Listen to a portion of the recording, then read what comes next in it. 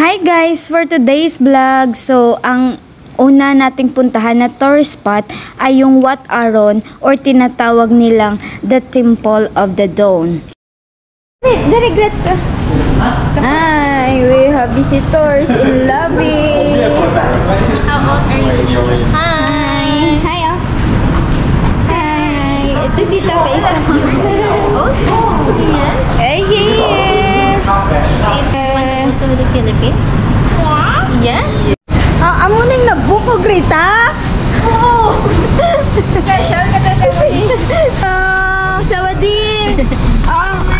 Vlog! I'm back. Hello, vlog! So, We're going to Disneyland. Disneyland? Disneyland? Yeah. Very far away. This is going park. We're going to the park, yes. Beep. Beep. Beep, beep, beep, beep. Who is this? Ambal niya na pagtulala niya, Greta, ay. Banya. Ay, nako. Ay, so sad. Ako nga sad ka. Ay, I live dati alone. Dati very lonely. Magkusobrahan, manti mo yan. Saan siya kay Bilin si Papa niya? Ha? Saan siya kay Bilin si Papa niya? Oo. Sad daw si Olivia kasi nagpaiwan si Daddy sa hotel kasi nakapunta na daw siya ng Wat Arun. So, sinama ko na lang yung mga kaibigan ko. Nagbook kami ng Bolt kasi si Greta yung pinakausapan ko kasi siya yung may apps pa, hindi pa ako naka-download. So, 240 or 200 baht yung binayaran namin sa Bolt. Say hi, Babu. Say hi, Labubu.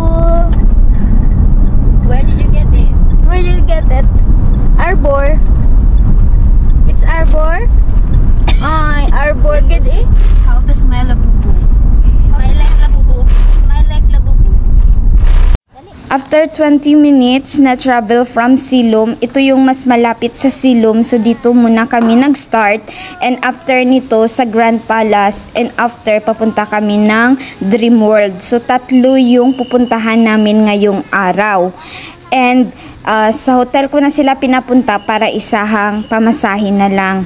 And kasi tatlo yung pupuntahan namin kasi nga may klase sila pagka umaga kasi Sunday ito, mga teachers sila dito sa Thailand. Ito yung entrance ng Wat Arun. So sa magpunta ang ticket free yung bata, tapos tatlo kami is tag 200 baht, which is ano yan siya, 344 sa piso. So yung nabayaran ko 1,000 plus. So 600 baht kami tatlo kasi free yung bata, tapos meron silang free water. Pero maliit lang yung bottle na binibigay nila na water. Mas maigi na magdala kayo at saka payong kasi super mainit talaga yung temperature sa Thailand. And best na months na pagbisita sa Thailand is November to March.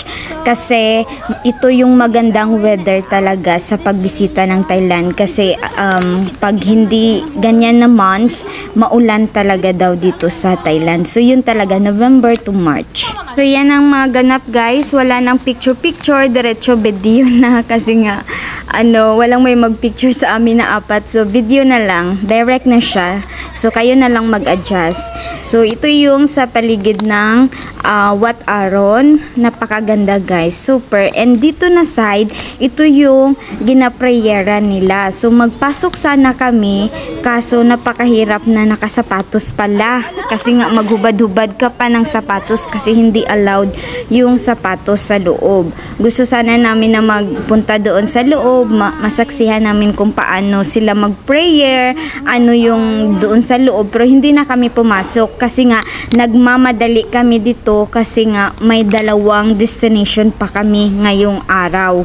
And na-late kasi itong dalawa guys kasi Filipino time. Ang usapan namin is 8. Dumating sila ng sa labis ng hotel namin is 10 na. So ayan na yung time namin. Pero okay lang, nag-enjoy kami. Super kami nag-enjoy. Masulod gurutan no ng mega prayer no. Masulod ta kadit no. Uy. Agoy, hindi na ang labubo. I have Babu. I need to out the shoes. Kanit mag-prayer. I do not like. Do not stand and take photos near the stairs. So, pwede mo ulit siya. So ayan, hindi na lang kami pumasok guys kasi bawal din yung picture doon. And then dito na lang kami, dumiretso kami dito kasi nga mabilisan lang talaga itong ano namin, yung tour namin dito kasi after nyan, punta na kami sa Grand Palace. The Wat Arun Temple or the Temple of the Dawn is one of the Bangkok most important Buddhist temple landmark, situated on Thonburi on the west bank of the Chao Phraya River. Dapat gali wide.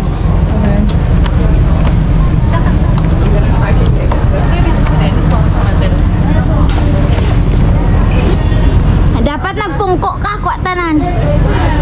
Hindi gay na pag picture mo samon. Dapat nagpungko ka para makita pati ang taas. Sige sa baba, abi ka mo te. Makita. Sige, ikaw te.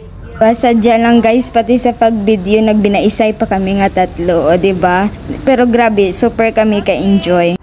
This temple derives its name from the Hindu god of dawn, Hindu god Aruna. This temple, around 82 meter or 270 feet in high.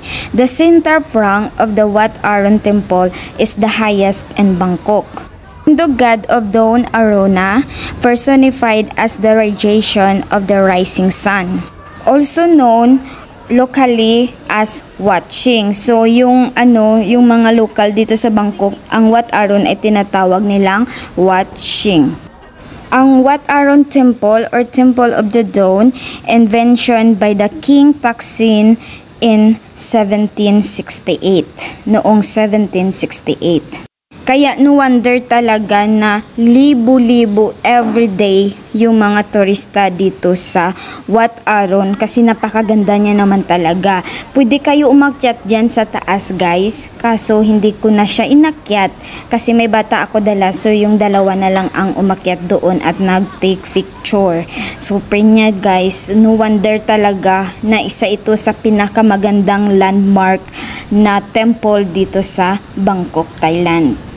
May mga Filipino kabayan din tayo na na-meet dito sa area na ito. At saka, ang iba talaga guys, may mga dala talagang mga professional photographer. Tapos yan yung may mga dala silang payong. And then nag-rent sila ng tradition na parang damit ng pang Thailand talaga. Yan, ayang sa likod ko.